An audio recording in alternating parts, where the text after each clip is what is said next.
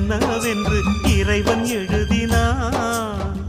கல்லடிய வாங்கிக்கணும் காய்ச்ச மறந்தான், சொல்லடிய தாங்கிக்கணும் நல்ல மனந்தான்.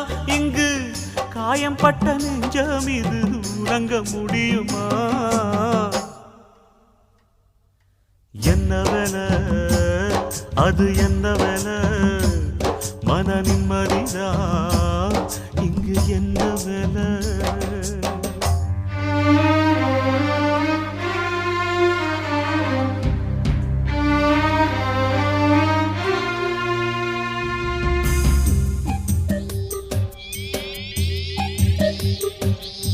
Yeah.